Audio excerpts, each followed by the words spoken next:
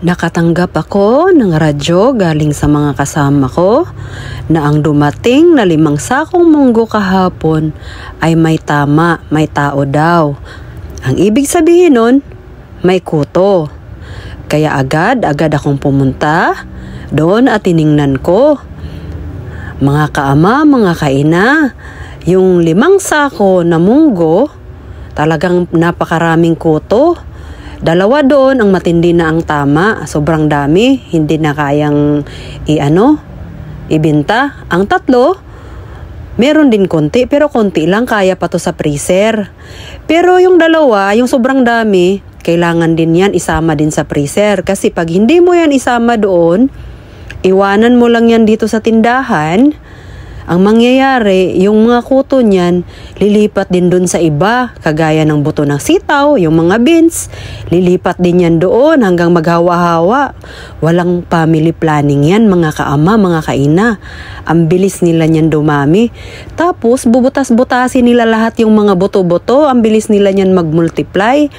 Kaya kailangan, tanggalin talaga yan lahat, yung 5 sako na yan, dyan at ilagay natin sa freezer. Kasi maghawa-hawa yan. 2,000 ang kuha ko niyan, mga kaama, mga kaina, 1 sako.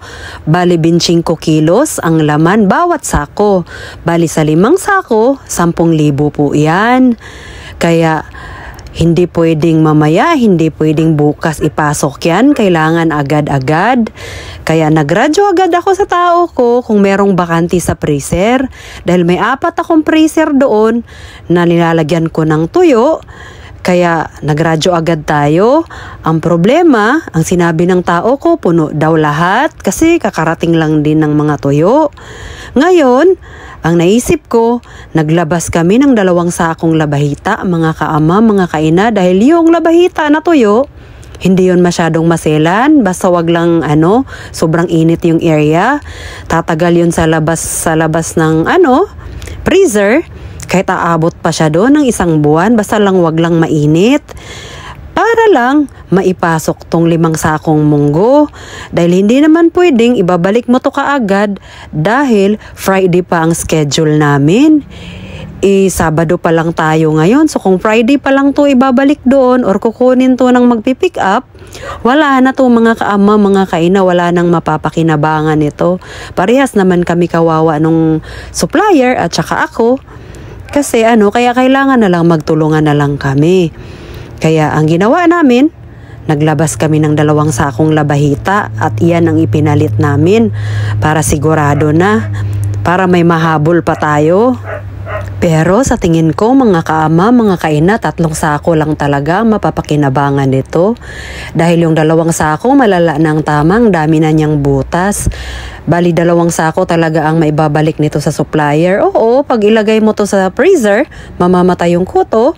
Pero syempre, yung 2 sako na marami ng butas, hindi na talaga siya mapapakinabangan. Yun nga lang, wala na siyang kuto pero wala na, butas-butas na siya, malala na ang itsura niya at saka hindi na siya pwedeng lutuin. Nakakaano rin naman sa customer kung ibibenta mo pa yan na marami na siyang butas-butas. Pinatali ko na agad ito, mga kaama, mga kainang, bawat sako. Ilalagay namin to sa freezer ng 5 araw. Pataas, pero dapat pinakamahina, mga kaama, mga kaina, 5 araw. Hindi pwedeng 2 araw lang or 3 araw. Kailangan pinakamababa ninyong lagay or araw is 5. Kasi pag alangan ang paglagay nyo niya ng freezer, kunyari ilagay nyo lang yan 2 days lang or 3 days, pag ilabas nyo na yan, mga kaama, mga kaina, akala nyo lang patay na lahat ng kuto. Kasi nga, hindi na nagalaw. Pag nahanginan na yan, mga kaama, mga kaina, makikita na po ninyo na unti-unting gagalaw na yung mga kuto. Lalo na pag 2 araw lang. Hinihimatay lang po yan sila pag oras na alanganin sa araw ang pasok ninyo sa freezer. Kaya kailangan, nasa 5 araw pataas po. Ang tagal niyan.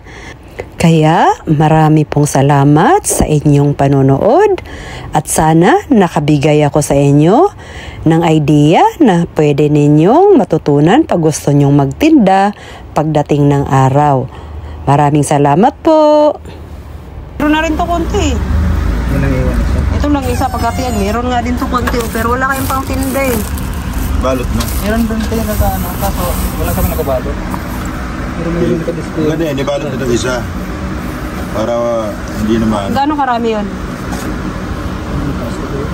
O, di doon muna kayo kumuha ng ibabalot. Ang kabila ba merong ano? Kailangan man ito ilagay kasi kung may konti to. Naku. Ano yung muna? Walang family planning yan. Ito agad ang dami yan. Eh. Grabe ang ano, kala mo puto.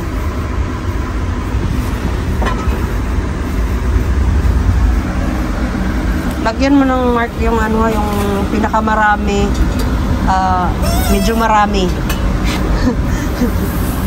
Lagyan nyo ng mark. Kasi para may balik. Number 12, 1, 2, 3. Para maibalik. Para maibalik natin yung sa ano. Yan okay yan. Hindi yan okay. Bakit? Parang malalaman yan. Klaro-klaro nga talaga oh. Parang klaro. Ano klaro dyan? Malabo ba ang iyong mga ano? Ang iyong mga padingin? Munggo na maraming puto. Ano meron dyan? Ayaw nga, ayun o. Marami siya kulisap. Nakabalot ka naman sa pagkiro. Magkakasip ka naman. Sira. Ako sa customer. Mandadamay pa ito ng iba. Yari ka pa sa customer mo. Sabihin eh, mabuto yung bulo. Ito yung munggo na libre sahog. Insekto.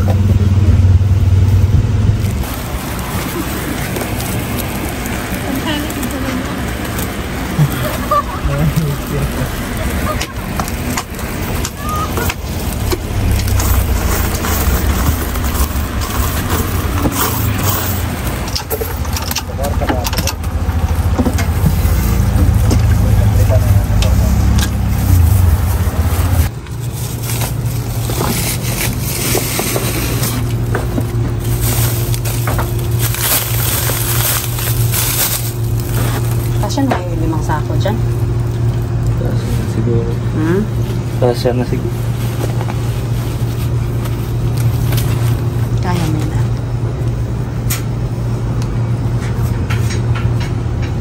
Huwag nyo dito. Salam.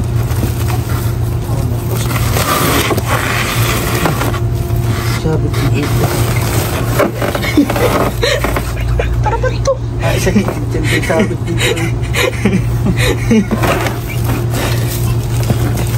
Anda.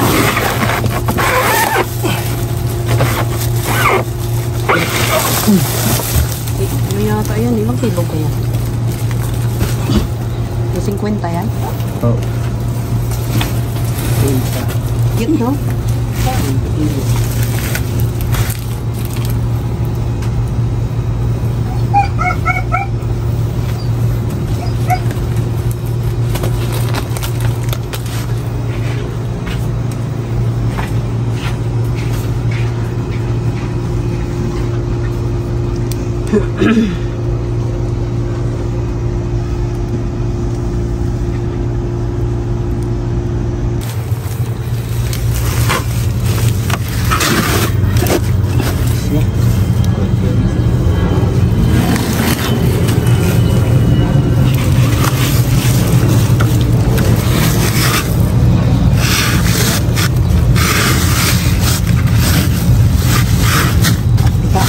Apat lang yata kasya.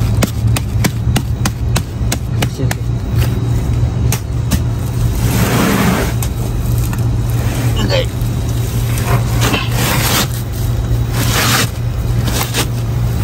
Kung kaya yung ipasok mo na yung isa doon. No, dito. No?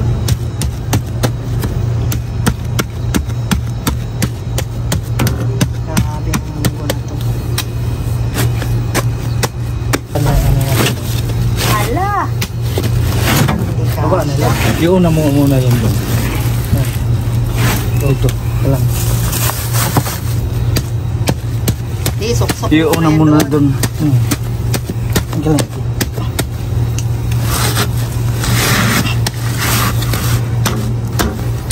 Puputok lang yung freezer. Puputok na yung freezer yun sa dami ng lamon. Lamon. Ah. Asya.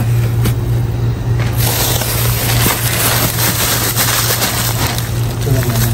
Yan. Yun!